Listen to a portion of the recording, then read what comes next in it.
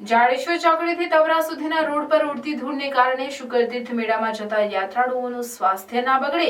જેને ધ્યાનમાં લઈ જાગૃત નાગરિકો દ્વારા માસ્કનું વિતરણ કરી તંત્રને ઢંઢોળવાનો પ્રયાસ કરાયો હતો। જાડેશ્વર ચોકડીથી તવરા સુધી ₹20 કરોડના ખર્ચે બની રહેલ રોડની કામગીરી છેલ્લા કેટલાક મહિનાઓથી બંધ હાલતમાં છે, જેને લઈ રોડ ઉપર મોટા મોટા ખાડાઓ અને ધૂળની ડમરીઓથી લોકોની હાલત બગડી જવા પામે છે।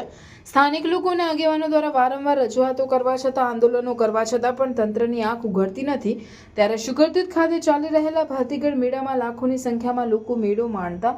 આવતા હોય છે, ત્યારે કાર્તિકી પૂર્ણિમાએ લાખોની સંખ્યામાં યાત્રાળુઓ મેળો માણવા ઉમટી પડ્યા હતા।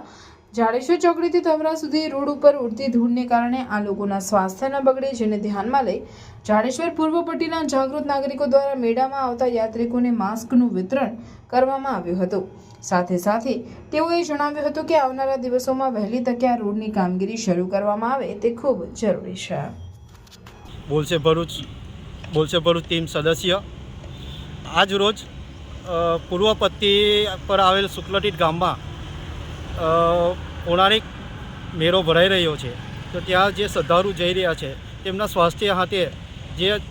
રોડ ઉપર ડમરી ઉડી રહી છે એના લીધે નુકસાન ના થાય એના કારણે આજે બોલશે ભરૂચ ટીમ દ્વારા એક નાનો સરખો વિરોધ કાર્યક્રમ બી રાખવામાં આવ્યો છે, માસ્ક વિતરણ કરી। હું રજનીકાંત પટેલ આજે બોલશે ટીમના માધ્યમથી જે તવરા જે પૂર્વ પટ્ટી છે એ તમામ જે ગામના લોકો જે અસરગ્રસ્ત છે જે રોડને લઈને આજે અમે લોકોએ માસ્ક વિતરણનો કાર્યક્રમ રાખેલો છે,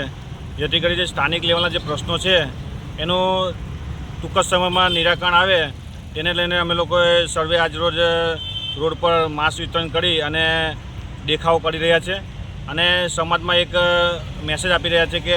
અહીંયા જે ધૂળને લઈને જે લોકોના સ્વાસ્થ્ય પર જે અસર પડી રહી છે એનું તંત્ર ધ્યાન આપે અને જે રોડને લઈને જે પ્રશ્ન છે એ ઘણા સમયથી આ સ્થાનિક લોકો ભોગવી રહ્યા છે એનું તાત્કાલિક ધોરણે નિરાકરણ આવે એની અમે આ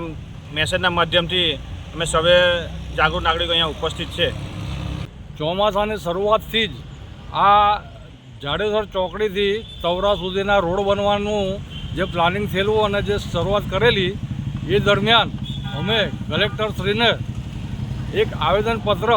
અહીંની તવરાથી માંડીને અને જાડેશ્વર ચોકડી સુધીની સોસાયટીઓના તમામ પ્રમુખોએ આવેદનપત્રમાં સોસાયટીના સહી સિક્કા કરીને અને એમને આપવામાં આવેલું, જેમાં ઘણા બધા રોડ બનવા દરમિયાન ક્રિએટ થનારા પ્રોબ્લેમો લખેલા, એમાંથી અડધા સોલ્વ થયા હજી અડધા થયા નથી, જેને કારણે અહીંની જનતાને તથા બહારથી આવનાર લોકોને પણ આ રોડ ઉપર જે હાલાકી થઈ રહી છે તો વારંવાર રજૂઆત કરવા છતાં પણ હજી ધ્યાન ઉપર પૂરતું લેવાયેલ નથી। એમાં પણ હવે આ 5 દિવસનો જે મેળો આવેલ છે તો પારાવાર હાલાકી પડવાની શક્યતાઓ રહેલી છે, તો એના માટે અમે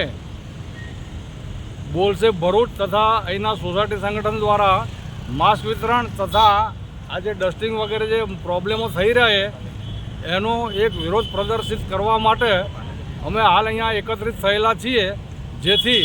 સરકારી ઓફિસરો તથા લોકપ્રતિનિધિઓનું ધ્યાન આ બાબત ઉપર દોરાય અને રોડનું કામ સત્વરે પૂરું કરવામાં આવે અને રોડના કામ દરમિયાન જે કંઈ મુશ્કેલીઓ પડી રહી છે તેનું પણ તેને સમાંતરે નિરાકરણ કરવામાં આવે।